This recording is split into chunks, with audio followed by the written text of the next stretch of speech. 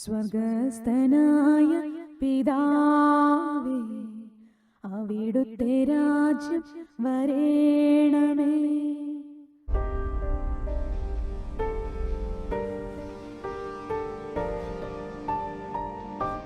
ആഗോളസഭയിലെ ഈ 23-ാമത്തെ ആഴ്ചയിലൂടെ ordinary time കടന്നു പോകുമ്പോൾ ഇത് നമ്മുടെ ജീവിതത്തിൽ, നമ്മുടെ വിശ്വാസ ജീവിതത്തിൽ, സഭാജീവിതത്തിൽ, വ്യക്തി ജീവിതത്തിലൊക്കെ വളരെ നമ്മൾ കടന്നു പോകുന്ന ഒരു മേഖലയാണ്. പൗലോസ്ലീഹ നമ്മളെ ഓർപ്പിക്കുന്നത് കൊരിന്ത്യർ എഴുതിയ 1-ാം ലേഖനത്തിൽ 6-ാമത്തെ അധ്യായം വിശ്വാസികളുടെ വ്യവഹാരം എന്നാണ്. വിശ്വാസികൾ തമ്മിലുണ്ടാകുന്ന വഴക്കും കേസുകളും തർക്കങ്ങളും ഒക്കെ അത് എങ്ങനെയാണ് നമുക്ക് അതിലൂടെ കടന്നു പോകാൻ പറ്റുക? ലോകത്തിലാണ് ജീവിക്കുന്നത് കൊണ്ട് തർക്കങ്ങളും കേസുകളും ഒക്കെ ഉണ്ടാകും. ഒരു ക്രിസ്ത്യാനി എന്ന നിലയിൽ നമുക്ക് എങ്ങനെ അതിലൂടെ കടന്നു പോകാൻ പറ്റും, എങ്ങനെയാണ് അതിനെ അതിജീവിക്കുക എന്ന് പരിശുദ്ധാത്മാവ് നമ്മോട് പറയാൻ ആഗ്രഹിക്കുകയാണ്. പൗലോസ്ലീഹ ലേഖനം ഞാനൊന്ന് വായിക്കുകയാണ്. ഇങ്ങനെയാണ്: 1 കൊരിന്ത്യർ 6-ാമത്തെ അധ്യായത്തിൽ, നിങ്ങളിൽ ആർക്കെങ്കിലും ഒരു സഹോദരനെ പറ്റി പരാതി ഉണ്ടാകുമ്പോൾ അവൻ വിശുദ്ധരെ സമീപിക്കുന്നതിനു പകരം നീതിരഹിതരായ വിജാതീയരുടെ വിധി തേടാൻ മുതിരുന്നുവോ? വിശുദ്ധർ ലോകത്തെ വിധിക്കുമെന്ന് നിങ്ങൾക്ക് അറിവില്ലേ? നിങ്ങൾ ലോകത്തെ വിധിക്കേണ്ടവരായിരിക്കെ നീ നിസ്സാര കാര്യങ്ങളെക്കുറിച്ച് വിധി കൽപ്പിക്കാൻ അയോഗ്യരാകുന്നത് എങ്ങനെ? ദൂതന്മാരെ വിധിക്കേണ്ടവരാണ് നാം എന്ന് നിങ്ങൾക്ക് അറിവില്ലേ? ദൂതന്മാരെ വിധിക്കുക എന്ന് പറയുമ്പോൾ നമുക്കറിയാം, ഒരിക്കൽ ദൂതന്മാരായിരുന്നവർ തിന്മയായിട്ട് പിശാചായിട്ട് മാറിയ ലൂസിഫറും അവൻ്റെ കൂട്ടരും അല്ലേ, സാത്താൻ്റെ സകല തേളുകളുടെയും പാമ്പുകളുടെയും മീതെ കൂടി ചവിട്ടി നടക്കാനുള്ള അധികാരം ഞാൻ നിങ്ങൾക്ക് നൽകിയിരിക്കുന്നു. തിരുസഭയിലൂടെ സാത്താനെ ബഹിഷ്കരിക്കാനും അധികാരം നമുക്ക് യേശു നൽകിയിട്ടുണ്ട്. അവരുടെ തിന്മയുടെ പ്രവൃത്തികളെ പുറത്തു കൊണ്ടുവരാനും അതിൽ നിന്ന് മനുഷ്യവർഗത്തെ, നമ്മുടെ ജീവിതത്തെ തന്നെ വിടുവിക്കുവാനുള്ളൊരു അഭിഷേകം. ഇന്ന് സുവിശേഷത്തിൽ ഈശോ അപ്പസ്തോലന്മാരെ തിരഞ്ഞെടുക്കുന്ന ലൂക്കായുടെ സുവിശേഷത്തിൽ പരിശുദ്ധാത്മാവ് ഇന്ന് സുവിശേഷത്തിലൂടെ ഓർപ്പിക്കുന്നത് അതായത് തിരുസഭ സ്ഥാപിച്ച് അപ്പസ്തോലന്മാരെ തിരഞ്ഞെടുത്തവരെ പ്രാർത്ഥിച്ച് രാത്രി മുഴുവൻ പ്രാർത്ഥിച്ചിട്ട് ലൂക്ക 6-ാമത്തെ അധ്യായത്തിൽ 12 തൊട്ടാണ്. അവർക്ക് നമ്മൾ പലയിടങ്ങളും മറ്റുള്ളിടത്ത് വായിക്കും. മത്തായി സുവിശേഷത്തിൽ, മർക്കോസിലൊക്കെ അതേക്കുറിച്ച് പറയുന്നത് പിശാചുക്കളെ ബഹിഷ്കരിക്കാനും സുവിശേഷം പ്രഘോഷിക്കാനുമായിട്ട് അവൻ അവരെ നിയോഗിച്ചു എന്നാണ്. അപ്പം തിരുസഭയുടെ ദൗത്യം അതാണ്.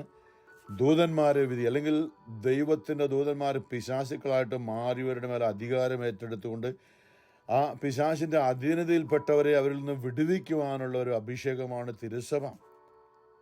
അതിൽപ്പെട്ടവരെയും അതിൽ പെടാൻ സാധ്യതയുള്ളവരെ അതിൽ നിന്ന് മോചിപ്പിക്കുക എന്നതാണ്. അപ്പോൾ കർത്താവായ യേശു ഇന്നത്തെ സുവിശേഷത്തിൽ, ലൂക്കാ സുവിശേഷം 6-ാമത്തെ അധ്യായത്തിൽ 17 തൊട്ട് പറയണം ഇങ്ങനെ: വീണ്ടും അവൻ അവരോടുകൂടി ഇറങ്ങി സമതലത്തിൽ വന്നു ശിഷ്യന്മാരുടെ വലിയൊരു ഗണവും അവൻ്റെ വചനം ശ്രവിക്കുന്നതിനും രോഗശാന്തി നേടുന്നതിനുമായി ജൂദയ, ജെറുസലേം എന്നിവിടങ്ങളിൽ നിന്നും ടയർ, സീദോൻ എന്നീ തീരപ്രദേശങ്ങളിൽ നിന്നും വന്ന വലിയ ജനസമൂഹവും അവിടെ ഒരുമിച്ചുകൂടി. അശുദ്ധാത്മാക്കളാൽ പീഡിതരായവർ സുഖമാക്കപ്പെട്ടു. യേശുവിൻ്റെ മേലുണ്ടായിരുന്ന ശക്തി, പിശാചുക്കളെ ബഹിഷ്കരിക്കാനുള്ള ആ ശക്തി, അധികാരം, അതാണ് തിരുസഭയ്ക്ക് അവിടുന്ന് പരിശുദ്ധാത്മാവിലൂടെ നൽകിയിരിക്കുന്നത്. അപ്പോൾ ദൂതന്മാരെ വിധിക്കുക എന്ന് പറയുമ്പോൾ ദുഷ്ടാരൂപിയായി മാറിയ ദൂതന്മാരെ കുറിച്ചാണ് ഓർക്കുക. അവരുടെ മേലെ അധികാരമുള്ളവർ, സാത്താന്റെ സകല തേളുകളുടെയും പാമ്പുകളുടെയും മീതെ കൂടി ചവിട്ടി നടക്കാൻ ഉള്ള അധികാരം, ദൂതന്മാരുടെ മേലുള്ള അധികാരം, ദുഷ്ടാരൂപികളുടെ മേലുള്ള അധികാരം യേശു നമുക്ക് നൽകിയിട്ടുണ്ട്. ജനമെല്ലാം അവനെ ഒന്ന് സ്പർശിക്കാൻ അവസരം പാർത്തിരുന്നു. എന്തെന്നാൽ അവനിൽ നിന്ന് ശക്തി പുറപ്പെട്ട് എല്ലാവരെയും സുഖപ്പെടുത്തിയിരുന്നു. അവനിൽ നിന്നും ശക്തി പുറപ്പെട്ട്, അല്ല എന്താണ് ഈ ശക്തി? നമ്മളിങ്ങനെ ചിന്തിക്കുക, എന്താണ് ഈ ശക്തി? അത് ഒറ്റത്തരേ ഉള്ളൂ, അത് സ്നേഹമാണ്. യേശുവിലുണ്ടായിരുന്ന ശക്തി സ്നേഹമാണ്. അതാണ് മറ്റാർക്കും ഈ ലോകത്തിൽ ഇല്ലാത്ത ഒരു ശക്തിയാണ്. ഇന്ന് മനുഷ്യർക്ക് എത്രമാത്രം നമ്മൾ ആത്മീയതയിലേക്ക് വന്നാലും നമുക്ക് ജയിക്കാൻ പറ്റാത്ത ഒരു മേഖലയാണ്, വളരെ ബുദ്ധിമുട്ടുള്ളൊരു മേഖലയാണ്. എന്ന് പറയുമ്പോൾ സഭയിൽ, കത്തോലിക്ക സഭയിൽ രക്തസാക്ഷികൾ, വിശുദ്ധരെന്നൊക്കെ പറയുന്നവർ ആരാണ്? അവർ വലിയ വെളിപാട് പറയുന്നുണ്ട്. ആരാണ് ഇവര്? കയ്യിൽ കുരുത്തോലയുമായി നിൽക്കുന്ന വെള്ള നിലയങ്കി അണിഞ്ഞവര്. അവർ വലിയ ഞെരുക്കത്തിലൂടെ കടന്നു വന്നവരാണ്. എന്ന് പറയുമ്പോൾ അവരുടെ ജീവിതത്തിൽ അവർക്കുണ്ടായ സഹനങ്ങളും ബുദ്ധിമുട്ടുകളൊക്കെയും ആരോടും പരാതി പറയാതെ ക്ഷമിച്ചുകൊണ്ട് അവരുടെ ജീവൻ യേശുവിനോടുള്ള സ്നേഹത്താൽ നിറഞ്ഞുകൊണ്ട് ബലിയായി ആരെയും വിധിക്കാതെ, ആരെയും കുറ്റം പറയാതെ തങ്ങളുടെ ജീവൻ പോവുകയാണെന്നറിയാം എങ്കിൽ പോലും സ്നേഹം നിലനിർത്തിക്കൊണ്ട് മരണമടഞ്ഞവരാണ് വിശുദ്ധര്, രക്തസാക്ഷികൾ. വേറെ ആരുമില്ല. വിശുദ്ധരെന്ന് സഭ പറയുന്നവര് അവര് സ്നേഹത്താൽ നിറഞ്ഞുകൊണ്ട് അവസാനം വരെയും, യേശുവിനെ കുറിച്ച് പറയുന്നില്ല, നമുക്ക് വേണ്ടി അവൻ സ്നേഹം അവസാനം വരെയും നമ്മെ സ്നേഹിച്ചു. കുരിശിൽ സ്നേഹം നിലനിർത്തിക്കൊണ്ടാണ് യേശു. ഞാൻ പലപ്പോഴും ഓർപ്പിച്ചിട്ടുണ്ട്, അതായത് യേശു ഈ ക്രൂശിതനായവന്റെ വിജയത്തിന്റെ രഹസ്യം എന്താണ്? മാനുഷ്യമായ പൗലോസ് കൊരിന്ത്യസ് ലേഖനം 1 പറയുന്നത് പോലെ വിശ്വസിക്കാത്തവർക്ക് ഇത് വെറും ഭോഷത്തരമാണ്. ഈ കുരിശിൽ 3 ആണികളിൽ തൂങ്ങിക്കിടക്കുന്ന ശരീര രക്തം മുഴുവൻ വാർന്നുപോയി തല കുമ്പിട്ട് മരിച്ചു കിടക്കുന്ന ഇവന്റെ ശക്തി, ഇവൻ എന്താണ് വിജയിച്ചെന്ന് പറയുന്നത്? അവിടുത്തെ വിജയം അത്രമാത്രം പീഡിപ്പിക്കപ്പെട്ടപ്പോൾ, നിന്ദിക്കപ്പെട്ടപ്പോഴും അവൻ ആർക്കുമെതിരെ ഒരു വാക്കും ഉരിയാടിയില്ല. കൊല്ലാൻ കൊണ്ടുപോകുന്ന കുഞ്ഞാടിനെ പോലെ, രോമം കത്തിരിക്കാൻ കൊണ്ടുവന്ന ചെമ്മരിയാടിനെ പോലെ അവൻ മൗനം പാലിച്ചു. അവന് ഹൃദയത്തിൽ എല്ലാം ആരോടും യേശുവിൻ്റെ കുരിശിലെ സഹനത്തിൻ്റെ ശക്തി, ലൂക്ക 23:34 ഈശോ പറയുന്ന പ്രാർത്ഥിക്കുന്ന അതാണ് യേശുവിൻ്റെ ശക്തി. പിതാവേ, അവരെന്താണ് ചെയ്യുന്നതെന്ന് അവർ അറിയുന്നില്ല, അവരോട് ക്ഷമിക്കണമേ. ഇതാണ് ക്രിസ്തീയ രഹസ്യം, ഇതാണ് ക്രിസ്തീയതയുടെ ശക്തി എന്ന് പറയുമ്പോൾ മാനുഷികമായിട്ട് ഇത് ഭോഷത്തരമാണ്. ലോകത്തിൻ്റെ കാഴ്ചപ്പാട് ഇത് വെറും വിഡ്ഢിത്തരമാണ്. നമ്മളെ ഉപദ്രവിക്കുന്നവർക്ക് ഈശോ പറഞ്ഞെന്താ? നിങ്ങളെ പീഡിപ്പിക്കുന്നവർക്ക് വേണ്ടി നിങ്ങൾ പ്രാർത്ഥിക്കുവിൻ, നിങ്ങളെ ശപിക്കുന്നവരെ ശപിക്കരുത്, അവരെ അനുഗ്രഹിക്കുവിൻ. നിന്നോട് കലഹിച്ച് നിന്റെ വസ്ത്രം എടുക്കാൻ ആഗ്രഹിക്കും, മേലങ്കി കൂടി കൊടുത്തേക്കാം. നിന്നോടുകൂടി 1 മൈൽ ദൂരം പോകാൻ ആഗ്രഹിക്കുന്നു, 2 മൈൽ പോവുക. ഞാൻ നിങ്ങളോട് പറയുന്നു, ശത്രുക്കളെ ദ്വേഷിക്കുവിൻ, അയൽക്കാരനെ അല്ലെങ്കിൽ നിങ്ങളെ സ്നേഹിക്കുന്നവരെ സ്നേഹിക്കുവിൻ എന്ന് നിങ്ങൾ കേട്ട്. എന്നാൽ ഞാൻ നിങ്ങളോട് പറയുന്നു, ശത്രുക്കളെ നിങ്ങൾ സ്നേഹിക്കുവിൻ. ഇതാണ് യേശുവിൻ്റെ ശക്തി, സ്നേഹം. അതാണ്, വേറൊന്നുമല്ല. അല്ലെ പൗലോസിലെ പറഞ്ഞത് 1 കൊരിന്ത്യർ 13 എൻ്റെ ശരീരം ഞാൻ ദഹിപ്പിക്കാൻ കൊടുത്താലും എൻ്റെ സമ്പത്ത് മുഴുവൻ ദാനം ചെയ്താലും എന്നിൽ സ്നേഹം ഇല്ലെങ്കിൽ എല്ലാം വെറുതെയാണ്, ഒരു പ്രയോജനമില്ല. ആരുമായിക്കോട്ടെ, നമ്മൾ എത്ര വലിയ അധികാരമല്ലേ. എനിക്ക് രോഗശാന്തി വരമുണ്ട്, പ്രവചന വരമുണ്ട്, വിശ്വാസ വരമുണ്ട്, എല്ലാ വരങ്ങളും ഉണ്ട്. പക്ഷെ എന്നിൽ സ്നേഹമില്ലെങ്കിൽ യേശുവുമായിട്ട് എനിക്ക് യാതൊരു ബന്ധവുമില്ല. ഈ ഒരു അറിവിലേക്കാണ്. അവിടെയാണ് നമ്മൾ പ്രിയമുള്ളവർ ഇന്ന് ഈ വിശ്വാസികളുടെ വ്യവഹാരം എന്ന് പറയുമ്പോൾ വളരെ ബുദ്ധിമുട്ടാണെന്ന് ലോകത്തിൻ്റെ കാഴ്ചപ്പാട് നമുക്കത് ഉൾക്കൊള്ളാനായിട്ട്. അപ്പോസ്തലൻ പറയുകയാണ്, ദൂതന്മാര് 1 കൊരിന്ത്യർ 6-ാമത്തെ അധ്യായം നമ്മൾ ചിന്തിച്ചത് 6-ാമത്തെ അധ്യായം 3-ാമത്തെ വചനമാണ്. ദൂതന്മാരെ വിധിക്കേണ്ടവരാണെന്ന് നാം എന്ന് നിങ്ങൾക്ക് അറിവില്ലേ? അങ്ങനെയെങ്കിൽ ഐഹിക കാര്യങ്ങളെപ്പറ്റി പറയാനുണ്ടോ? ഐഹിക കാര്യങ്ങളെക്കുറിച്ച് വിധി പറയേണ്ടി വരുമ്പോൾ സഭ അല്പവും വിലമതിക്കാത്തവരെ നിങ്ങൾ ന്യായാധിപന്മാരായി അവരോധിക്കുന്നു. നിങ്ങളെ ലജ്ജിപ്പിക്കാനാണ് ഞാനിത് പറയുന്നത്. സഹോദരർ തമ്മിലുള്ള വഴക്കുകൾ തീർക്കാൻ മാത്രം ജ്ഞാനിയായ ഒരുവൻ പോലും നിങ്ങളുടെ ഇടയിൽ ഇല്ലെന്ന് വരുമോ? സഹോദരൻ സഹോദരനെതിരെ പരാതിയുമായി ന്യായാസനത്തെ സമീപിക്കുന്നു, അതും വിജാതീയരുടെ ന്യായാസനത്തെ. എന്ന് പറഞ്ഞാൽ യേശുവിൻ്റെ ആ നിയമവും സ്നേഹവും കരുണയൊക്കെ വിട്ടിട്ട് സ്വാർത്ഥതയ്ക്ക് വേണ്ടി നമ്മൾ ലോകത്തിൻ്റെ രീതിയിലുള്ള ന്യായാസനത്തെ സമീപിക്കുകയാണ്. ദൈവികത എല്ലാം മറന്നവിടെ ഇന്ന് നമ്മൾ കാണുന്നതല്ലേ. നമ്മുടെ വ്യക്തി ജീവിതത്തിലും കുടുംബജീവിതത്തിലും സഭാജീവിതത്തിലും ഒക്കെ നടക്കുന്ന ഇതാണ്. തിന്മയുടെ അതിപ്രസരം എന്ന് പറയാം. അവിടെ അതിനോട് നമ്മൾ ആരെയും വിധിക്കുകയല്ല, നമ്മൾ സ്വയം നമ്മളിലേക്കൊന്ന് ചിന്തിക്കാനുള്ളതാണ്. എന്നിട്ട് പൗലോസ് ചോദിക്കുന്നതാണ്, നിങ്ങൾ പറയണം 1 കൊരിന്ത്യർ 6:7 നിങ്ങൾ തമ്മിൽ വ്യവഹാരങ്ങൾ ഉണ്ടാകുന്നത് തന്നെ നിങ്ങളുടെ പരാജയമാണ്. ഇന്ന് നമ്മളുടെ പരാജയം, സഭയുടെ പരാജയം, നമ്മുടെ വിശ്വാസത്തിന്റെ അടിത്തറ ഇളകിയത് എന്താ? നമ്മൾ സ്നേഹത്തോടെ കരുതി നമ്മുടെ സഹോദരനെതിരെ, സഹോദരിക്കെതിരെ, അല്ലെ നമ്മുടെ മറ്റുള്ളവർക്കെതിരെ നമ്മൾ കോടതിയെ സമീപിച്ചിരിക്കുകയാണ്, നമ്മുടെ കാര്യം ന്യായീകരിക്കാൻ വേണ്ടിയിട്ട്. ഇത് ഞാൻ പറയുന്നത് തീർച്ചയായിട്ടും നമുക്ക് കോടതി വേണം, ലോകത്തിലാണ് നമ്മൾ ജീവിക്കുന്നത്, എല്ലാം കൂടിയേ പറ്റൂ. പക്ഷേ അതിനൊക്കെ അപ്പുറമാണ് ദൈവികത. നമ്മളത് വിഡ്ഢിത്തമാണ്. വീണ്ടും വീണ്ടും പറയാണ്, ഇത് വിഡ്ഢിത്തമാണ് ലോകത്തിൻ്റെ കാഴ്ചപ്പാടിൽ.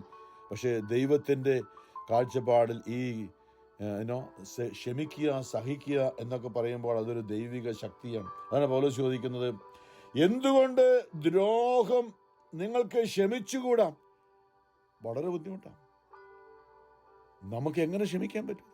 നമ്മുടേതായിട്ടുള്ളത് ആരെങ്കിലും അപഹരിച്ചുകൊണ്ട് പോകുമ്പോൾ, അല്ലേ? യേശുവിന് പറയാൻ എളുപ്പമുണ്ട്. നമ്മൾ ആയിരിക്കും നമ്മുടെ ഈ മാനുഷിക അവസ്ഥയിൽ വളരെ ബുദ്ധിമുട്ടാണ്. അവിടെയാണ് നമ്മുടെ യുദ്ധം, അവിടെയാണ് നമ്മൾ ഈ സമരസഭയിലായിരിക്കുമ്പോൾ ഏറ്റവും പ്രധാനപ്പെട്ടത് ഈ ഒരു മേഖലയാണ്. പ്രിയമുള്ളവരെ, എന്തുകൊണ്ട് ദ്രോഹം നിങ്ങൾക്ക് ക്ഷമിച്ചുകൂടാ? വഞ്ചന സഹിച്ചുകൂടാ? നിങ്ങൾ തന്നെ സഹോദരനെ പോലും ദ്രോഹിക്കുകയും വഞ്ചിക്കുകയും ചെയ്യുന്നു.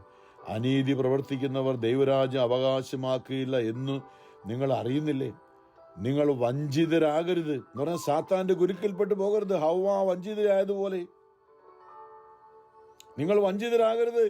അസന്മാർഗികളും വിഗ്രഹാരാധകരും വ്യഭിചാരികളും സ്വവർഗഭോഗികളും കള്ളന്മാരും അത്യാഗ്രഹികളും മദ്യപന്മാരും പരദൂഷകരും കവർച്ചക്കാരും ദൈവരാജ്യം അവകാശമാക്കുകയില്ല. ഉറപ്പിച്ചു പറയാം, ദൈവവചനമാണിത്, അല്ലേ? 1 കൊരിന്തോസ് 6-ാമത്തെ അധ്യായം. തിന്മയുടെ പ്രവൃത്തികൾ അങ്ങനെ ചെയ്യുമ്പോൾ നമ്മുടെ ഉള്ളിൽ ദൈവസ്നേഹവും പരസ്നേഹവും ഇല്ല. പലപ്പോഴും ചിന്തിച്ചാണ് 10 കൽപ്പനകളിൽ ആദ്യത്തെ 3 ദൈവസ്നേഹത്തിൻ്റെ വെളിപ്പെടുത്തലാണ്. ബാക്കി 7 മറ്റുള്ളവരുമായുള്ള നമ്മുടെ ബന്ധത്തിൽ മറ്റുള്ളവരെ സ്നേഹിക്കാനും ക്ഷമിക്കാനും ഉൾക്കൊള്ളാനും ഒക്കെയുള്ള കൽപ്പനകളാണത്. എന്നിട്ട് പറയാണ്, നിങ്ങൾ ഇങ്ങനെയുള്ള കാര്യങ്ങളൊക്കെ പറയാം. നിങ്ങളിൽ ചിലർ ഇത്തരക്കാരായിരുന്നു, എന്നാൽ നിങ്ങൾ കർത്താവായ യേശുക്രിസ്തുവിൻ്റെ നാമത്തിലും നമ്മുടെ ദൈവത്തിൻ്റെ ആത്മാവിലും സ്നാനപ്പെടുകയും പവിത്രീകരിക്കപ്പെടുകയും നീതീകരിക്കപ്പെടുകയും ചെയ്തു. ഇങ്ങനെയുള്ളവർ നമ്മൾ ഈ എന്താണ് കഴിഞ്ഞ നമ്മൾ ചിന്തിച്ചു, ജ്ഞാനസ്നാനം എന്ന് പറയുമ്പോൾ വെള്ളത്തിൽ മുങ്ങിപ്പൊങ്ങുന്നതല്ല, ദൈവ വചനത്തിൽ, അല്ലെ? വെള്ളത്തിൽ മുങ്ങുമ്പോൾ നമ്മുടെ ചെവിക്കകത്തും മുമ്പിലും കാലിലും ദേഹം മുഴുവനും ശരീരം മുഴുവനും വെള്ളത്താൽ നിറയുകയാണല്ലോ. നമ്മൾ വെള്ളത്താൽ കഴുകപ്പെടുകയാണ്. നമ്മളതുപോലെ വചനത്താൽ കഴുകപ്പെടട്ടെ, ദൈവവചനത്താൽ. ഇപ്പോൾ എന്താ പറയുന്നത്? നമ്മൾ ആത്മാവിൽ, യോഹന്നാൻ ശ്ലീഹ വെളിപാട് 1 പറയുന്നില്ലേ, കർത്താവിനെതിരെ ഞാൻ ആത്മാവിൽ ലയിച്ചിരിക്കെ ഒരു സ്പോഞ്ച് വെള്ളത്തിൽ മുക്കിയെടുത്താൽ എങ്ങനെയിരിക്കും? അതുപോലെ സ്നേഹത്തില് പരിശുദ്ധാത്മാവ് സ്നേഹാരൂപിയാണ്. അപ്പോൾ ആത്മാവിൽ ലയിച്ചിരിക്കുക എന്ന് പറയുമ്പോൾ ദൈവസ്നേഹത്തിലും പരസ്നേഹത്തിലും ഒരു സ്പോഞ്ച് വെള്ളത്താൽ നിറഞ്ഞിരിക്കുന്നു പോലെ, അത് ഞെക്കിയാൽ അതിൽ നിന്നും പുറത്തേക്ക് വെള്ളം ഒഴുകുന്നത് പോലെ നമ്മളെ ഞെക്കിയാൽ നമ്മളിൽ നിന്നും പുറപ്പെടേണ്ടത് ദൈവസ്നേഹവും പരസ്നേഹവുമാണ്. ആ ഒരവസ്ഥയിലേക്ക് എന്നിൽ വിശ്വസിക്കുന്നവൻ്റെ ഹൃദയത്തിൽ നിന്നും ജീവജലത്തിൻ്റെ അരുവികൾ ഒഴുകുമെന്ന് യോഹന്നാൻ 7:37 ഈശോ പറഞ്ഞതാണ്. അപ്പം നമ്മളിന്ന് നിറയേണ്ടത്, നമ്മൾ കഴുകപ്പെടേണ്ടത് വെള്ളത്താലല്ല, നമ്മൾ വചനത്താലും ദൈവാത്മാവിനാലും എന്ന് പറയുമ്പോൾ സ്നേഹം നിറയണം നമ്മുടെ ഉള്ളിൽ. പ്രിയമുള്ളവരെ, ഇതൊരു മേഖലയാണ്. ഇതാണ് ഈശോ നമ്മളെ ഇന്ന് ഓർപ്പിക്കുന്നവൻ. നമ്മൾക്ക് ഈ ഒരു മേഖലയാണ് നമുക്ക് പരാജയം സംഭവിച്ചിരിക്കുന്നത്. തീർച്ചയായിട്ടും നമ്മൾ ഈ ലോകത്ത് ജീവിക്കുമ്പോൾ കോടതിയും വക്കീലും ഇതൊക്കെ ജഡ്ജസും ഒക്കെ ഇല്ല, അത് പിന്നെ എങ്ങനെയാ? തീർച്ചയായിട്ടും. പക്ഷെ അവിടെയാണ് നമ്മൾ അവിടെ നമ്മൾ ആത്മീയമായി എന്ന് പറയുമ്പോൾ നമ്മൾ ഉന്നതമായ ഒരു ലെവലിലേക്ക് വളരുമ്പോഴാണ് നമുക്കത് സാധിക്കത്തുള്ളൂ. നമുക്ക് മാനുഷികമായിട്ട് ഒരിക്കലും ഈ പറയുന്നൊന്നും ഉൾക്കൊള്ളാൻ പറ്റത്തില്ല. ഇടത്തെ കർണത്തെ അടിക്കുന്നതിൻ്റെ വലത്തെ കർണ കാണിച്ചു കൊടുക്കുക, ഒന്നും നമുക്ക് ഉൾക്കൊള്ളാൻ പറ്റില്ല. അവിടെയാണ് നമ്മൾ ക്രിസ്തുവായിട്ട് മാറണം. ഞാൻ പറയുന്നത് വളരെ വിഡിത്തമായിട്ട് തോന്നിയേക്കാം, നമ്മൾ മനുഷ്യരല്ലേ, നമ്മൾ ക്രിസ്തുവായിട്ട് മാറണമെന്ന് പൗലോസ് ലീഹ റോമർ 13 ഒരു വചനം ഇങ്ങനെ പറഞ്ഞിട്ടുണ്ടല്ലോ. എന്താ നിങ്ങൾ ദൈവത്തിൻ്റെ റോമർ 13 ഇങ്ങനെ പറയുന്നുണ്ട്, സഹോദര സ്നേഹം എന്ന് പറഞ്ഞിട്ടാണ്. റോമർ 13:8 പരസ്പരം സ്നേഹിക്കുക എന്നൊഴികെ നിങ്ങൾക്ക് ആരോടും ഒരു കടപ്പാടും ഉണ്ടാകരുത്. നമ്മൾ ലോൺ കടം മേടിക്കുന്നു, വായ്പ കൊടുക്കുന്നു, തിരിച്ചു മേടിക്കുന്ന പലിശ മേടിക്കും, ഇതൊക്കെ നമ്മൾ ചെയ്യുമ്പോൾ എല്ലാ സ്നേഹത്തിലായിരിക്കട്ടെ, നമ്മളുടെ ലാഭേച്ഛയോടുകൂടി ആയിരിക്കരുത്. ദൈവം നമുക്ക് നൽകിയതാണ് സമ്പത്തും. ഞാനിത് പറയുന്നത് വിഡിത്തമാണ് മനുഷ്യമായിട്ട്, പക്ഷേ ഇത് ദൈവത്തിൻ്റെ കാഴ്ചപ്പാടാണ്, ദൈവവചനമാണ്. പരസ്പരം സ്നേഹിക്കുക എന്നൊഴികെ നിങ്ങൾക്ക് ആരോടും ഒരു കടപ്പാടും ഉണ്ടാകരുത് എന്ന് പറഞ്ഞാൽ എല്ലാ സ്നേഹത്തിലായിരിക്കട്ടെ. ദൈവസ്നേഹം, അഗാപ്പെ, സ്വയം ഇല്ലാതായിത്തീരുന്ന സ്നേഹം, സ്വാർത്ഥ സ്നേഹമല്ല, ദൈവത്തിൻ്റെ യേശുവിൻ്റെ സ്നേഹം, ഇല്ലാതായിത്തീരുന്ന സ്നേഹം. എന്നാൽ അയൽക്കാരനെ സ്നേഹിക്കുന്നവൻ നിയമം പൂർത്തീകരിച്ചു കഴിഞ്ഞു. 10 കൽപ്പനയിൽ 7 കൽപ്പന നമ്മൾ അയൽക്കാരനെ സ്നേഹിക്കുന്നു. വ്യഭിചാരം ചെയ്യരുത്, കൊല്ലരുത്, മോഷ്ടിക്കരുത്, മോഹിക്കരുത് എന്നിവയും മറ്റേത് കൽപ്പനയും നിന്നെപ്പോൾ നിന്റെ അയൽക്കാരനെ സ്നേഹിക്കണം എന്ന ഒരേ ഒരു എന്ന ഒരു വാക്യത്തിൽ സംഗ്രഹിച്ചിരിക്കുന്നു. അല്ല, ആ 7 കൽപ്പനകൾ ഈ ഒറ്റ കാര്യത്തിൽ സംബന്ധിച്ചിരിക്കുന്നു. സ്നേഹം അയൽക്കാരന് ഒരു ദ്രോഹവും ചെയ്യുന്നില്ല. അതുകൊണ്ട് നിയമത്തിന്റെ പൂർത്തീകരണം സ്നേഹമാണ്. യേശു ഈ ഭൂമിയിൽ സ്നേഹം ആണ്. കുരിശിൽ സഹിക്കുമ്പോഴും യേശു പറഞ്ഞു, അപ്പ അവരല്ലത്, അപ്പ സാത്താനാണിത് അവരെ കൊണ്ട് ചെയ്യിക്കുന്നത്. ഞാൻ അവരെ വിധിക്കുന്നില്ല, അവരങ്ങനെ ആയത് തിന്മ അവരെ അങ്ങനെ ആക്കിയത് കൊണ്ടാണ്. അപ്പം നമ്മുടെ ജീവിതത്തിലും ആ ഒരു അറിവിലേക്ക് വരാനായിട്ട് നമ്മൾ അങ്ങേയറ്റം പരിശ്രമിക്കണം. അപ്പം എന്നെ ഉപദ്രവിച്ചു, എൻ്റെ സമ്പത്ത് അവർ അപഹരിച്ചു, എൻ്റെ ജീവിതം നശിപ്പിച്ചു, അത് അവരല്ല. അപ്പം അത് അവരല്ല, സാത്താനാണ് അവരെ കൊണ്ടത് ചെയ്യിച്ചത്, അവരല്ലത്. വീണ്ടും അടുത്തോട് ചിന്തിക്കുകയാണ്, അവരിൽ അങ്ങയുടെ പരിശുദ്ധാത്മാവ് ഉണ്ടായിരുന്നുവെങ്കിൽ അവരങ്ങനെ ഒരിക്കലും ചെയ്യുകയില്ലായിരുന്നു. അപ്പം ദൈവമേ, അങ്ങയുടെ പരിശുദ്ധാത്മാവ് അവരിൽ ഉണ്ടായിരുന്നുവെങ്കിൽ അവരെന്നെ ഒരിക്കലും വഞ്ചിക്കുകയില്ലായിരുന്നു. എന്നോട് ചെയ്ത കാര്യങ്ങളൊന്നും ഒരിക്കലും അവർ ചെയ്യില്ലായിരുന്നു. ദൈവം സ്നേഹമാണ്, സ്നേഹാരൂപിയായിരുന്നു അവരിൽ. എന്നാൽ സാത്താൻ്റെ വഞ്ചന മൂലം എങ്ങനെയോ എപ്പോഴോ അവരുടെ ദുഷ്ടാരൂപി കടന്നു കയറി, അല്ലേ? സാത്താൻ അവസരം കൊടുക്കരുതൊക്കെ നമ്മൾ ചിന്തിച്ചു. ദുഷ്ടാരൂപിയാണ് അവരെ കൊണ്ട് എനിക്കെതിരെ, അല്ലെ എൻ്റെ കുടുംബത്തിനെതിരെ, അല്ലേ എന്താണോ നമുക്കെതിരെയുള്ള ദ്രോഹം, അത് അവരല്ല. ഞാൻ പലപ്പോഴും പറയാറുണ്ട്, കൂടുതലോട് ചിന്തിക്കുമ്പോൾ, അവരുടെ ഉള്ളിലുള്ള ആത്മാവ് ഒരിക്കലും അതിൽ പങ്കെടുത്തിട്ടില്ല. ആത്മാവ് ദൈവത്തിൻ്റെതാണ്. ആത്മാവ് നമ്മൾ നോക്കി പറയും, എന്നോട് ക്ഷമിക്കണം, ഞാനൊന്നും ചെയ്തിട്ടില്ലെന്ന്. ആത്മാവ് നമ്മളെ നോക്കി, കാരണം ശരീരവും മനസ്സും സ്വാർത്ഥതയ്ക്ക് വേണ്ടി നമ്മളെ ഉപദ്രവിച്ചപ്പോൾ ആ ഉള്ളിലുള്ള ആത്മാവ് ദൈവത്തിൻ്റെ ചൈതന്യമാണ്. നമ്മുടെ ആത്മാവ്, നമ്മുടെ ഉള്ളിലുള്ള ഓരോ വ്യക്തിയിലുള്ള ആത്മാവ്. റോമർ 7:8 പൗലോസ് 2 നിയമം എൻ്റെ ഉള്ളിലുണ്ട്. എൻ്റെ ആത്മാവ്, എൻ്റെ ആന്തരികത എന്നെ നന്മ ചെയ്യാൻ പ്രേരിപ്പിക്കുന്നു, പക്ഷേ എൻ്റെ ജഡവും എൻ്റെ മനസ്സുമൊക്കെ എന്നെ തിന്മ ചെയ്യാൻ പ്രേരിപ്പിക്കും. അതുകൊണ്ട് പ്രിയമുള്ള, നമ്മളത് തിരിച്ചറിയണം. നമ്മളെ ഉപദ്രവിച്ച വ്യക്തിയുടെ ആത്മാവ് ഉള്ളിലുണ്ട്, അത് കരയാണ് നമ്മളെ നോക്കി, എന്നെ കൈവിടരുതേ. അവിടെയാണ് ദൈവം ഒരു പാപിയെ നോക്കി പോകുന്ന, പാപിയെ തേടി പോകുന്ന യേശു. എന്തുകൊണ്ടാണ്? യേശുവിന് കാണാൻ ആത്മീയമായിട്ട് ഈ വ്യക്തിയുടെ ഉള്ളിലുള്ള ആത്മാവ് നിലവിളിക്കുകയാണ്, എന്നെ കൈവിടരുതേ. ആ നിലവിളി കേട്ടാണ് ഒരു പാപിയുടെ പിന്നാലെ ദൈവം പോകുന്നത്. അവിടെ യേശു പറഞ്ഞത്, ഞാൻ വന്നത് പാപികളെ തേടിയാണ്, നീതിമാന്മാരെ തേടിയല്ല.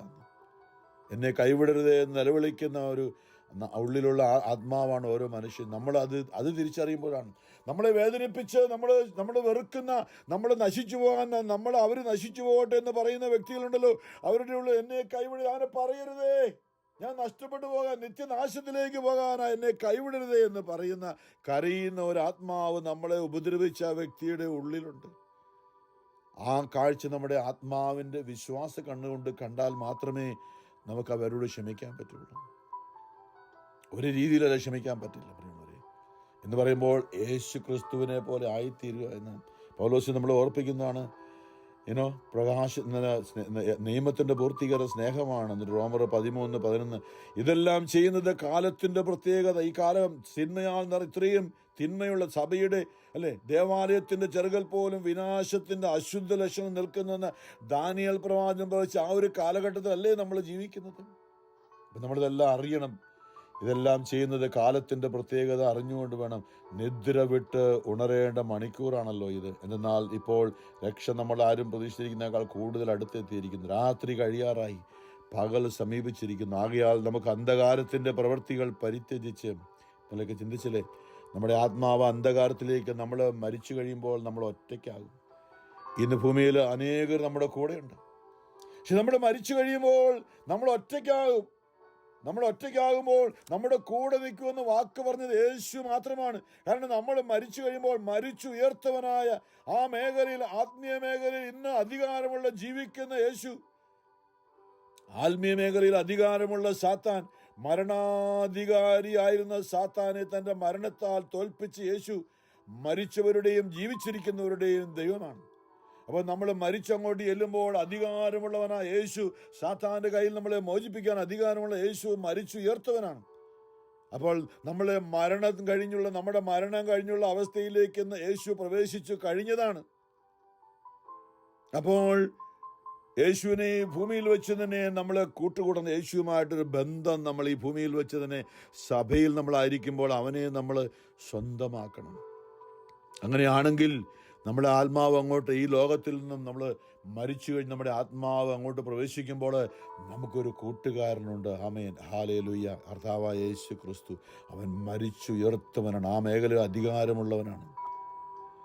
അധികാരമുള്ള അരൂപിയായ സാത്താൻ, മരണമില്ലാത്ത അരൂപിയായ സാത്താൻ, നമ്മൾ മരിച്ചു ചെല്ലുമ്പോൾ ക്രിസ്തുവിൻ്റെ കൂടെ അല്ല നമ്മൾ പോകുന്നെങ്കിൽ അവൻ നമ്മളെ കൈക്കലാക്കാൻ നോക്കിയിരിക്കുകയാണ്.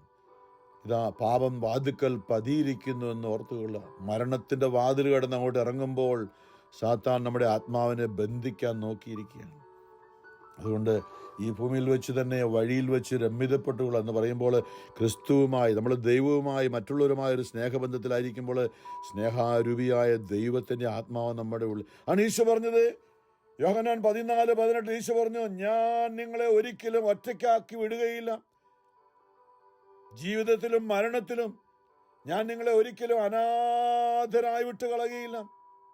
നമുക്ക് ആരെല്ലാം ഉണ്ടായിരിക്കാം, പക്ഷേ നമ്മൾ യേശു ഇല്ലെങ്കിൽ നമ്മുടെ ആത്മാവ് അനാഥമായി പോവുകയാണ്. നമ്മൾ മരിച്ചങ്ങോട്ട് ചെല്ലുമ്പോൾ ഞാൻ നിങ്ങളെ ഒരിക്കലും അനാഥരായി വിട്ടുകൾ, ഞാൻ നിങ്ങളുടെ അടുത്തേക്ക് വരും, ഞാൻ നിങ്ങളുടെ കൂടെ ഉണ്ടാക്കി. മത്തായി 28:20. പ്രിയമുള്ളവരെ, ആ യേശുവിനെ നമ്മൾ പൗലോസിന്റെ ഭാഷയിൽ പറഞ്ഞാൽ ഇങ്ങനെയാണ്, നമ്മൾ യേശുവിനെ ഈ ഭൂമിയിൽ വെച്ച് തന്നെ സ്വന്തമാക്കണം. യേശുവിനെ ഇങ്ങനെയാണ് പറയുന്നത്, ഇത് ആകയാൽ നമുക്ക് അന്ധകാരത്തിൻ്റെ പ്രവൃത്തികൾ പരിത്യജിച്ച് പ്രകാശത്തിൻ്റെ ആയുധങ്ങൾ ധരിക്കാം. ഈ ഭൂമിയിൽ വെച്ച് തന്നെ പകലിന് യോജിച്ചു എന്ന് പറയുമ്പോൾ യേശുവിൻ്റെ കൂടെ നടക്കാൻ അവൻ പ്രകാശമാണ്. പകലിന് യോജിച്ചു വിധം, അതായത് ദൈവിക പ്രകാശത്തിൽ നടക്കാൻ തക്കോന്ന് പകലിന് യോജിച്ചു വിധം നമുക്ക് പെരുമാറാം. സുഖലോലുപതിയിലോ മദ്യലഹരിയിലോ അവിഹിത വേഴ്ചകളിലോ വിഷയാസക്തിയിലോ കലഹങ്ങളിലോ അസൂയയിലോ വ്യാപരിക്കരുത്. പ്രത്യുത കർത്താവായ യേശു ക്രിസ്തുവിനെ ധരിക്കുവിൻ. ദുർമോഹങ്ങളിലേക്ക് നയിക്കത്തക്ക വിധം ശരീരത്തെപ്പറ്റി ചിന്തിക്കാതിരിക്കുവിൻ. നമ്മുടെയും മറ്റുള്ളവരുടെയും ശരീരത്തെപ്പറ്റി, അല്ലേ, നമ്മുടെ കണ്ണുകളുടെ, തീർച്ചയായിട്ടും നമ്മുടെ ഉള്ളിലത് കിടപ്പുണ്ട്. നമ്മുടെ ലൈംഗികത ഉള്ളത് കൊണ്ട് നഗ്നമായ ഒരു നഗ്നത കാണാനുള്ള വലിയ തീവ്രതമായ ഒരു ആഗ്രഹം എല്ലാ മനുഷ്യന്റെ ഉള്ളിലുമുണ്ട്.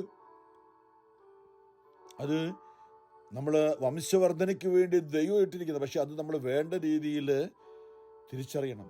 എന്ത് കാണണം, എന്ത് കാണരുത് എന്ന് കാരണം എന്താ, നമ്മൾ ഈ ഭൂമിയിൽ ക്രിസ്തുവിൻ്റെ കൂടെ നടക്കേണ്ടവരാണ്. ആത്മാവിൽ നമ്മൾ പറയുന്നത് ആത്മീയമായിട്ടാണ്. പ്രിയമുള്ളവരെ, നമ്മളെല്ലാം മനുഷ്യരാണ്. നമ്മൾ വളരെ നമ്മുടെ ആശയടക്കം എന്നൊക്കെ പറയും. ഇതെന്താ പറയുക, ആകയാൽ ക്രിസ്തുവിനെ റോമർ 13:14 പറയാണ്, പ്രത്യുത കർത്താവായ, നമ്മൾ ഈ ലോകത്തിന്റെ അരൂപിയല്ല, ക്രിസ്തുവിനെ ധരിക്കുവിനെന്ന്. അല്ല, ഇന്ന് രാവിലെ കൂട്ടായ്മയിൽ ഞാൻ ഓർപ്പിച്ചൊരു കാര്യമുണ്ട്. നമ്മൾ ഒരു വസ്ത്രം പുതുതായിട്ട് തയ്പ്പിക്കുകയാണെങ്കിൽ നമ്മൾ അളവെടുക്കും, അല്ലേ, അളവെടുക്കും. അളവൊന്നെങ്കിൽ അളവ് കൊടുത്തുകൂടെ, അല്ലെ അളവെടുക്കും. തയ്യൽക്കാരൻ നമ്മുടെ അളവെടുക്കും. ക്രിസ്തുവിനെ ധരിക്കണമെങ്കിൽ നമുക്ക് ക്രിസ്തുവിന്റെ അളവ് അറിയാവോ? ക്രിസ്തുവിനെ ധരിക്കണമെങ്കിൽ ക്രിസ്തുവിന്റെ അളവെടുക്കണം. നമ്മൾ അവനെ ധരിക്കാൻ പോവുകയാണ്. ഇതൊരു മേഖലയാണ് പ്രിയമുള്ളവരെ. എന്ന് പറയുമ്പോൾ അവനെ നമ്മൾ അറിയണം. എങ്ങനെയാണ് അറിയാം? അവന്റെ സ്നേഹം, അവന്റെ മനോഭാവം, അതെ, നമ്മളത് അറിയണം. ക്രിസ്തുവിനെ ധരിക്കുവിൻ. അതെ, എങ്ങനെയാണ് ക്രിസ്തുവിനെ ധരിക്കുന്നത്? നമ്മൾ അല്ലേ, എന്നാ നീളവും വീതിയും, അല്ലേ, വണ്ണവും ഒക്കെ അല്ലേ നമ്മൾ അളവെടുക്കുന്നേ. അപ്പോൾ ക്രിസ്തുവിൻ്റെ നീളവും വീതിയും എന്താ? സ്നേഹമാണ് ദൈവം. ക്രിസ്തുവിലുള്ള സ്നേഹത്തിൻ്റെ നമ്മൾ അവനെ ധരിക്കണമെങ്കിൽ അത് നമ്മൾ ഉൾക്കൊള്ളണം. അതായത് പൗലോസ് വീണ്ടും ക്രിസ്തുവിന്റെ സ്നേഹം എന്നാണ് പറഞ്ഞിട്ടാണ് എഫേസ്യസിൽ പറയുന്നത് 3-ാമത്തെ അധ്യായത്തിൽ, ഇക്കാരണത്താൽ സ്വർഗത്തിലും ഭൂമിയിലുമുള്ള എല്ലാ പിതൃത്വങ്ങൾക്കും നാമകാരണമായി പിതാവിന്റെ മുമ്പിൽ ഞാൻ മുട്ടുകൾ മടക്കുന്നു. അവിടുത്തെ മഹത്വത്തിന്റെ സമ്പന്നതയ്ക്ക് യോജിച്ച വിധം അവിടുന്ന് തന്റെ ആത്മാവിലൂടെ നിങ്ങളുടെ ആന്തരിക മനുഷ്യനെ ശക്തിപ്പെടുത്തണമെന്നും വിശ്വാസം വഴി ക്രിസ്തു നിങ്ങളുടെ ഹൃദയങ്ങളിൽ വസിക്കണമെന്നും നിങ്ങൾ സ്നേഹത്തിൽ വേരുപാകി അടിയുറയ്ക്കണമെന്നും ഞാൻ പ്രാർത്ഥിക്കുന്നു. എല്ലാ വിശുദ്ധരോടുമൊപ്പം നമുക്ക് നമ്മുടെ പേര് വിശുദ്ധിയുടെ പേരാണ്. നല്ല കാര്യമാണ്. നമ്മുടെ വിശുദ്ധരുടെ ജീവിതം അനുകരിക്കുന്നവരാണ്. പക്ഷെ നമ്മൾ ധരിക്കാൻ പോകുന്ന ഒരു വിശുദ്ധയോ അല്ല. നമ്മൾ ധരിക്കാൻ പോകുന്ന ക്രിസ്തുവിനെ തന്നെയാണ്. വിശുദ്ധയ്ക്ക് അറിയാം. അവിടെ ഒതുങ്ങി നിൽക്കരുത്. ക്രിസ്തുവിനെ അറിയണം, അവൻ്റെ അളവറിയണം. കാരണം അവനെയാണ് നമ്മൾ ധരിക്കാൻ പോകുന്നത്, നമ്മുടെ ഉടുപ്പല്ല. ഈ ഉടുപ്പൊക്കെ മാറിയിട്ട് ക്രിസ്തുവിനെ ധരിക്കേണ്ടവരാണ്. നമ്മുടെ ആത്മീയമായിട്ട് ഞാൻ പറയാണ് പ്രിയമുള്ളവരെ. അപ്പൊ എന്താ പറയുന്നത്? എല്ലാ വിശുദ്ധരോടുമൊപ്പം അനേക വിശുദ്ധർ നമ്മെ പറഞ്ഞ് ക്രിസ്തുവിന്റെ സ്നേഹത്തിന്റെ അളവാണ് അവരെ വിശുദ്ധരാക്കി മാറ്റിയത്. എല്ലാ വിശുദ്ധരോടുമൊപ്പം ഇതാ എഫേസസ് 3:18 എല്ലാ വിശുദ്ധരോടുമൊപ്പം ക്രിസ്തുവിന്റെ സ്നേഹത്തിന്റെ നീളവും, വേറൊന്നുമല്ല, ക്രിസ്തുവിന്റെ സ്നേഹത്തിന്റെ നീളം, അതാണ് അളവ്. ക്രിസ്തുവിന്റെ അളവ് അതാണ്. നമ്മുടെ ഹൈറ്റും നമ്മുടെ വണ്ണവും ഒക്കെ നമ്മുടെ ഉടുപ്പ് തയ്ക്കാനായിട്ട് അളവെടുക്കുന്നത് പോലെ ക്രിസ്തുവിന്റെ സ്നേഹത്തിന്റെ നീളവും വീതിയും ഉയരവും ആഴവും ഗ്രഹിക്കാൻ നിങ്ങൾക്ക് ശക്തി ലഭിക്കട്ടെ. അറിവിനെ അതിശയിക്കുന്ന ക്രിസ്തുവിന്റെ സ്നേഹം നിങ്ങൾ ഗ്രഹിക്കാനും അതുവഴി ദൈവത്തിന്റെ സമ്പൂർണതയാൽ നിങ്ങൾ പൂരിതരാകാനും ഇടയാകട്ടെ. പ്രിയമുള്ളവരെ, നമ്മളത് യോഹന്നാൻ ശ്ലീഹ പറയുന്നുണ്ട്. പലപ്പോഴും ചിന്തിച്ചു. 1 യോഹന്നാൻ 3 അവന്റെ പ്രത്യക്ഷതയിൽ നാം അവനെ പോലെ ആയിത്തീരും. പലപ്പോഴും ഓർപ്പിച്ചു, അമ്മ യാക്കോബ് ഏശാവിന്റെ വസ്ത്രം ധരിപ്പിച്ചത് അല്ലേ, അതുപോലെ പരിശുദ്ധ അമ്മയും തിരുസഭയും ഒക്കെ നമ്മളെ ക്രിസ്തുവിന്റെ വസ്ത്രം ധരിപ്പിക്കാനായിട്ട് നമ്മളെ ഒരുക്കുകയാണ്. അപ്പം നമ്മൾ അളവറിഞ്ഞിരിക്കണം. ക്രിസ്തു എന്താ അളവ്? ക്രിസ്തുവിന്റെ സ്നേഹം. ആ സ്നേഹത്തിന്റെ ഉയരവും ആഴവും വീതിയും ഒക്കെ അവൻ എന്തുമാത്രം നമുക്ക് വേണ്ടി, മനുഷ്യവർഗത്തിന് വേണ്ടി അല്ല വ്യക്തിപരമായി നമുക്ക് വേണ്ടി അവൻ സ്നേഹത്തിൽ നിന്നുകൊണ്ട് സഹിച്ചു. അവൻ്റെ സഹനം മുഴുവനും നമ്മോടുള്ള സ്നേഹത്തെ പ്രതിയാണ്. ഇത് നമ്മൾ ആലങ്കാരികമായിട്ട്, നമ്മൾ ആത്മീയമായിട്ട് അവൻ്റെ സ്നേഹം അറിയണം, ഹൃദയത്തിൽ ഉൾക്കൊള്ളണം. നമ്മളവനെ പൂജിക്കണം. നമുക്ക് വേണ്ടി ജീവൻ തന്ന ക്രിസ്തുവിൻ്റെ അവൻ വാനമേഘങ്ങളിൽ എഴുന്നള്ളി വരുമ്പോൾ നമ്മളെല്ലാം അവനെ പോലെ ആകും, അവൻ്റെ രൂപം ധരിക്കുമെന്നാണ് യോഹന്നാൻ ശ്ലീഹ തൻ്റെ ലേഖനത്തിൽ 1 യോഹന്നാൻ 3 പറയുന്നുണ്ട്. അവൻ്റെ പ്രത്യക്ഷതയിൽ നാം എല്ലാവരും അവനെ പോലെ ആയിത്തീരും. നമുക്ക് വേറെ രൂപമൊന്നുമില്ല, ക്രിസ്തുവിൻ്റെ രൂപം നമുക്കായിത്തീരും. അവനായിരിക്കുന്ന പോലെ നാം അവനെ കാണുകയും ചെയ്യുമെന്ന് ഈ പ്രത്യാശയുള്ളവൻ, അവൻ ക്രിസ്തു പരിശുദ്ധനായിരിക്കുന്ന പോലെ തന്നെ വിശുദ്ധനാക്കുന്നു. അതുകൊണ്ട് നമ്മുടെ ഉള്ളിൽ ക്രിസ്തുവിനെ ധരിക്കാൻ ആ അളവ്, അവൻ്റെ വസ്ത്രം അവനെ ധരിക്കാനുള്ളവരാണ്. ക്രിസ്തുവിൻ്റെ അളവ് അവൻ്റെ സ്നേഹത്തിൻ്റെ ഉയരവും വണ്ണവും ആഴവും വീതിയും ഒക്കെ നമ്മുടെ മനസ്സിലുണ്ടായിരിക്കട്ടെ. വിശുദ്ധ കുർബാനയിലൂടെ നമുക്ക് നിരന്തരം വെളിപ്പെടുത്തുകയാണ് അവൻ്റെ സ്നേഹം. പരിശുദ്ധ പരമദീപകാരുണ്യനാഥനായ ഈശോയ്ക്ക് എന്നേരവും ആരാധനയും സ്തുതിയും പുകഴ്ചയും ഉണ്ടായിരിക്കട്ടെ. ആമേൻ.